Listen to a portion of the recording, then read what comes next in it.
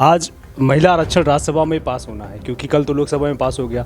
क्या कहेंगी कि 2.5 साल बाद सरकार के पास तक आवाज़ पहुंची आप लोगों की? जब से ये सरकार आई है हमें लगा था कि ये भरपूर बहुमत है सरकार के पास, तो सरकार आसानी से ये बिल पास कर ले सकती है।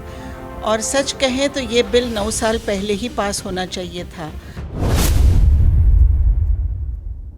2 वोट कल लोकसभा में निगेटिव भी पड़े हैं, मतलब कि इस बिल के सपोर्ट ना करते हुए 2 वोट जो है डाले गए। सुबुद्दीन ओवैसी साहब और उनके ही पार्टी के एक और सांसद थे, उन्होंने इस बिल का समर्थन नहीं किया। क्या कहेंगे उसके बारे में? सिर्फ ये बात थी कि इसमें किस किस को रिजर्वेशन मिलना चाहिए। जैसे इसमें SC ST का कोटा दिया है, लेकिन OBC का भी होना चाहिए था, मुस्लिम्स को भी मिलना चाहिए था। जो समाज बैकवर्ड है। चुनाव से ठीक पहले ऐसा कोई बिल लाना, इसको किस नज़र से देख रही हैं? मैं तो इसको टोटली पॉलिटिकली देख रही हूँ। नमस्कार, न्यूज़ 1 टुडे देख रहे हैं आप। मैं आपके साथ आकाश शुक्ला। इस वक्त मैं महाराष्ट्र से राज्यसभा सांसद व NCP नेता फौजिया खान के साथ मौजूद हूँ। मैडम, बहुत बहुत स्वागत है आपका। आपने 8 मार्च 2021 को संसद में एक मुद्दा उठाया था महिला आरक्षण को लेकर। आपने कहा था कि 33% महिलाओं के लिए आरक्षण होना चाहिए। आज महिला आरक्षण राज्यसभा में पास होना है क्योंकि कल तो लोकसभा में पास हो गया। क्या कहेंगी कि 2.5 साल बाद सरकार के पास तक आवाज़ पहुंची आप लोगों की?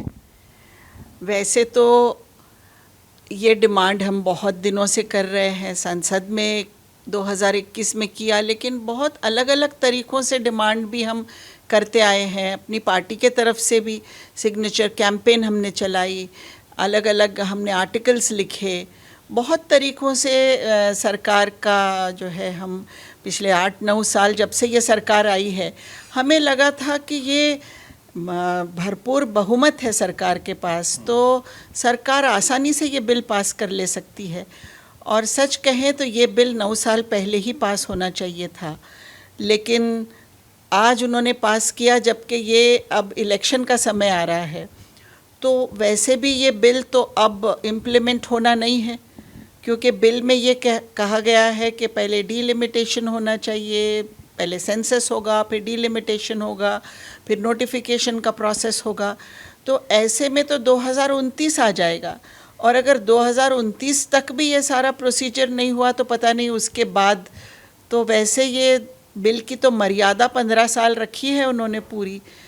जैसे 27 साल ये बिल संसद में लिड़ता रहा है, हो सकता है कि अगले 15 साल भी यही हाल हो। पास तो हो जाएगा, लेकिन असल में वो इम्प्लीमेंट होना ज़रूरी है। जब इम्प्लीमेंट होगा तब हमको लगेगा कि सच में इस पे अमल हुआ है। दीदी, एक सवाल ये भी था कि आपको क्या लगता है कि इस जो बिल से है उस पर महिलाओं को कितना हद तक जो है आज़ादी मिल जाएगा? क्योंकि पुरुष प्रधान देश कहा जाता है, भारत को जो है पुरुष प्रधान देश कहा जाता है। महिलाओं को नाम को तो बहुत सारी चीज़ें सुविधाएं प्रोवाइड कर दी जाती है, लेकिन ज़मीनी हकीकत कुछ और होती है। तो इस बिल से आपको क्या लगता है, एज ए महिला और एक नेता होने के नाते कितना कुछ बेनिफिट मिल पाएगा लोगों को, महिलाओं को? देखिए, महिलाओं को लीडरशिप रोल में लाने से फ़र्क तो बहुत पड़ेगा, तेज़ी से पड़ेगा।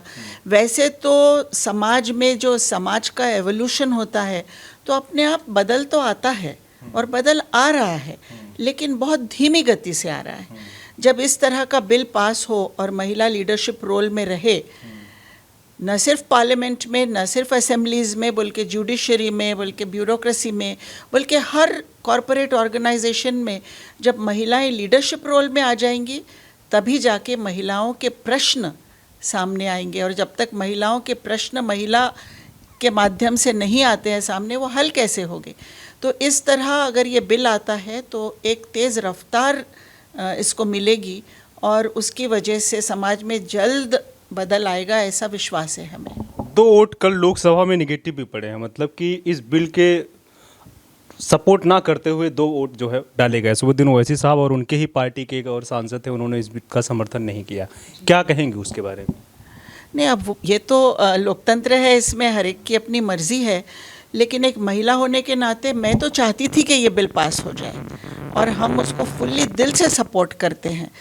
सिर्फ ये बात थी कि इसमें किस किस को रिजर्वेशन मिलना चाहिए। जैसे इसमें SC ST का कोटा दिया है, लेकिन ओबीसी का भी होना चाहिए था, मुस्लिम्स को भी मिलना चाहिए था। जो जो समाज बैकवर्ड है, जो जो समाज आज नए चेंजेस की वजह से बैकवर्ड होता जा रहा है, वो समाज का कंसिडरेशन तो होना चाहिए। जो पुरुषों के लिए है वो महिलाओं के लिए भी होना चाहिए। ये बात तो हम भी मानते हैं, लेकिन इन कोर्स ऑफ टाइम ये होगा। हर चीज़ एक ही झटके में हो जाए ये अपेक्षा करना भी गलत होगा। लेकिन ये हमारा डिमांड रहेगा आगे भी कि ये सब पुरुषों को महिलाओं को बराबर मिलना चाहिए, क्योंकि महिला बैकवर्ड है सोशली, इसलिए सोशल बैकवर्डनेस की वजह से महिलाओं को रिजर्वेशन मिलना चाहिए। लेकिन महिलाओं में भी जो और कमज़ोर समाज है उनको भी रिजर्वेशन मिलना चाहिए, ऐसी भूमिका हमारी है। दीदी, अभी 2-3 महीना बाद जो है विधानसभा चुनाव है 5 राज्यों में, उसके 5 महीना बाद या हम टोटल अगर कैलकुलेट करके बताएं तो 6 महीना बाद 2024 का लोकसभा चुनाव भी होना है। उसके ठीक पहले इस तरीके का एक जो है बड़ा गेम प्लान मास्टर स्ट्रोक खेला गया है सरकार द्वारा। इसको क्या पॉलिटिकली देख रही हैं आप या महिलाओं के हक के लिए देख रही हैं? क्योंकि चुनाव से ठीक पहले ऐसा कोई बिल लाना, इसको किस नज़र से देख रही हैं? मैं तो इसको टोटली पॉलिटिकली देख रही हूँ, क्योंकि अगर सच में नियत साफ होती तो 9 साल पहले ये बिल आ जाता। और आज हम महिलाएं कॉन्टेस्ट करने वाली होती है आने वाले इलेक्शन में। इलेक्शन के मुंह पर ये बिल लाना तो ये पॉलिटिकल ही दिख रहा है। और इसकी अमलबजावनी कब होगी ये तो अब समय बताएगा, क्योंकि 27 साल तो आज तक ये पुरुष प्रधान संस्कृति है। आपने जो कहा बराबर है। जिस तरह बाबा साहब अम्बेडकर ने जब हिंदू कोड बिल लाया, उस समय विरोध हुआ था कि बाबा साहब अम्बेडकर को मिनिस्टर की हैसियत से रेजिग्नेशन देना पड़ा था। तो आज हालांकि 1994 में, पहले तो 92 में आदरणीय राजीव गांधी जी ने 73rd अमेंडमेंट करके लोकल सेल्फ बॉडीज़ में आरक्षण दिया, बहुत बड़ा काम किया था उस समय। फिर 94 में शरद पवार जी ने महाराष्ट्र में महिला पॉलिसी लाई थी, और महिला पॉलिसी के ज़रिए से महिलाओं के ज़िंदगी में बहुत सारे चेंजेस आने शुरू हुए थे। वो नेशनल पॉलिसी भी बनी, नेशनल महिला पॉलिसी बनी महाराष्ट्र के बाद। लेकिन मैंने जैसा कहा कि धीमी गति से ही चल रहा था, क्योंकि जब तक ये आरक्षण नहीं मिलता तब तक ये गति स्पीड, वी नीड जोल्ट। और वो जोल्ट जो आज मिलेगा तो डेफिनेटली इसका असर होगा, लेकिन जोल्ट कब मिलेगा? जब इम्प्लीमेंट होगा। एक मेरा आखिरी सवाल है ये आपसे, एनसीपी इस बिल को किस नज़र से देख रहे हैं? एनसीपी को क्या लगता है कि इसका फ़ायदा सिर्फ एक बीजेपी को होगा या अन्य पार्टियों को भी महिला आरक्षण आने से जो है फ़ायदा मिलेगा?